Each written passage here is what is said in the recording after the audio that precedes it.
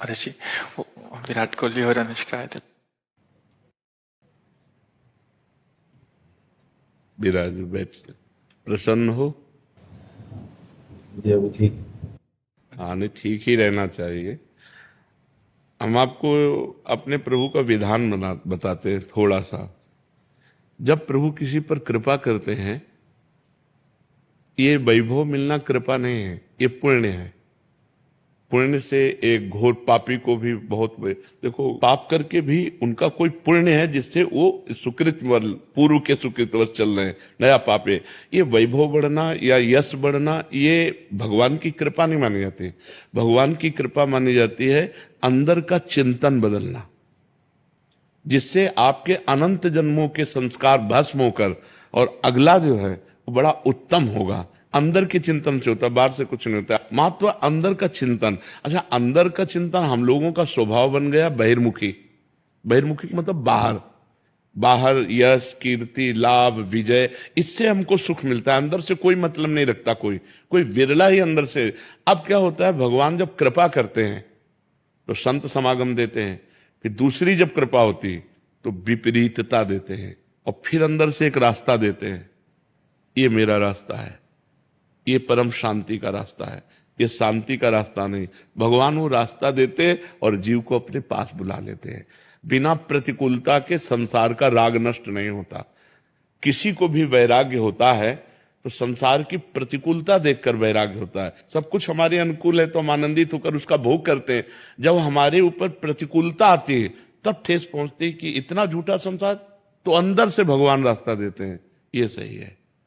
भगवान बिना प्रतिकूलता के इस संसार को छुड़ाने का कोई भी औषधि नहीं रखी।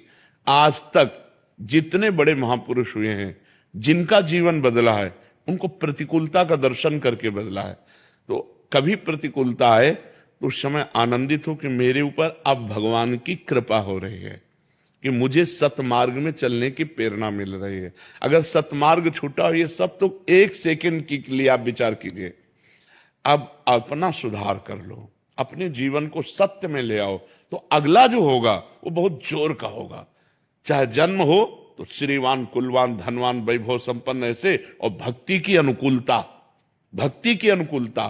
खास बात श्रीवान धनवान कुलवान नहीं, खास बात भक्ति की अनुकूलता। अगर इस जन्म में भगवत प्राप्ति नहीं हुई तो भगवान श्री कृष्ण ने गीता में कहा है कि मेरे भक्त का नाश नहीं होता। मैं कुलवान धनवान श्रीवानों के कुल में जन्म देता हूं और फिर पुनः भक्ति का माहौल देता हूं, और पूर्व का जो भजन छूटा हुआ हो वहीं से उसको। अब बिल्कुल ऐसे ही रहो जैसे रह रहे हो, बिल्कुल संसारिक बन करके रहो, लेकिन अंदर का चिंतन आपका बदल जाए। अंदर के चिंतन में आपकी यश की भावना न रह जाए, अंदर के चिंतन में आपको धन बढ़ाने की भावना न रह जाए। अंदर का चिंतन हो जाए, प्रभु बहुत जन्म व्यतीत हो गए, अब एक बार आपसे मिलना चाहती हूँ, एक बार आपसे मिलना चाहते हैं प्रभु, मुझे आप चाहिए, अब संसार नहीं। तो बात बन जाएगी, तो बात बन जाएगी। तो इसलिए आनंद पूर्वक भगवान का नाम जप करो, बिल्कुल चिंता मत करो। बाबा, क्या नाम जप से हो जाएगा पूरा? ये हम अपने जीवन का अनुभव बताते हैं। सांख्य योग और अष्टांग योग और कर्म योग और भक्ति योग, चारों योगों में प्रवेश रहा है। पहले हम सन्यासी रहे 20 वर्ष सन्यासी रहे काशी विश्वनाथ जी। तो हम सांख्य योग, अष्टांग योग, जो अष्टांग योग है ना, अष्टांग योग कर्म योग, इन तीनों को अच्छी प्रकार जान करके और फिर भक्ति योग में आए हैं। स्वयं भगवान शंकर से बढ़कर कोई ज्ञानी तो नहीं ना, सनकादि से बढ़कर कोई ज्ञानी नहीं। वो हरिश शरणम सनकादि हर समय जपते रहते हैं। भगवान शिव राम राम राम राम राम राम जपते रहते हैं। हम वृंदावनवासी प्रिया प्रीतम के उपासी, तो जो राम में राह है वही राह है, जो धा है ये रस देने वाली वस्तु है।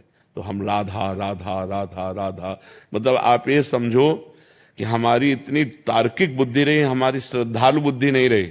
सन्यासी की जो बुद्धि होती है वो तर्क प्रधान होती, कसौटी पर कसने पर। तो हम केवल भावुकता में राधा राधा का प्रचार नहीं कह रहे कि हमने सुना और ऐसे ग्रंथों में पढ़ा और ऐसे कह रहे, स्वयं स्वाद लेके कह रहे और विश्वास के साथ कह रहे कि यदि आप राधा राधा जपते हो तो इसी जन्म में भगवत प्राप्ति हो जाएगी, इसी जन्म में।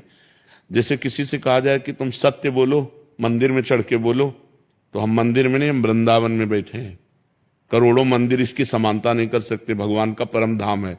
अगर राधा राधा नाम चल रहा है तो इसी जन्म में भगवत प्राप्ति हो जाएगी। हमारी आखिरी श्वास यदि राधा, तो मुझे श्री जी की प्राप्ति, भगवान की प्राप्ति हो जाएगी। इसमें कोई संशय नहीं और किसी साधनों की कोई आवश्यकता नहीं। आप केवल अंदर ही अंदर चलाइए और लिखिए। देखो, हम जो कह रहे हैं उसको समझो। बहुत अधिक नाम जपने की हमें चेष्टा नहीं करनी, कम संख्या हो लेकिन मन लगा करके हो। जैसे हम, अब देखो, आप लिखो राधा, अपने दिमाग में लिखो, खुले नेत्र लिखो या बाहर बाहर देखो, दिखाई दे रहा है राधा लिखा हुआ, वही कान में सुनो राधा, वही अंदर उठाओ राधा। ये तीनों का एकाकार हो जाए तो ये करोड़ों नाम जप के बराबर है। देखो, जैसे हम बोला राधा, ऐसे हम 1000 राधा नाम बोले तो हम बोला राधा, ये उपांशु है, इसे उपांशु कहते हैं। राधा राधा राधा राधा 1000 बार, ये उपांशु हुआ। अब ये ऐसे उपांशु हम 10,000 बार जप करें, अंदर देखते हुए बोले राधा, उपांशु 10,000 बार नाम जप करने का फल एक बार मानसिक में है। इतना बड़ा फल है ये। ऐसे राधा राधा राधा चल रहा है, नेत्रों से हम उसे देख रहे हैं, कानों से उसे सुन रहे हैं। आप देखना कि अगर मन भगेगा तो आप लिख नहीं पाओगे राधा नाम, अगर लिख रहे हो तो मन भगेगा नहीं। तो चाहे 10 बार लिखो, 100 बार लिखो, लेकिन एक अभ्यास बनाओ ऐसा कि कुछ समय शांति से स्नान आदि करके बैठ गए और राधा राधा लिख रहे हैं, उसी का चिंतन कर रहे हैं। इसे अपना जीवन बना लो, फिर आप परिणाम में खुद देख लेना। कोई घाटे का सौदा तो है नहीं, ठीक है। ये सखी को दे दे, ठाकुर शिव जी की है।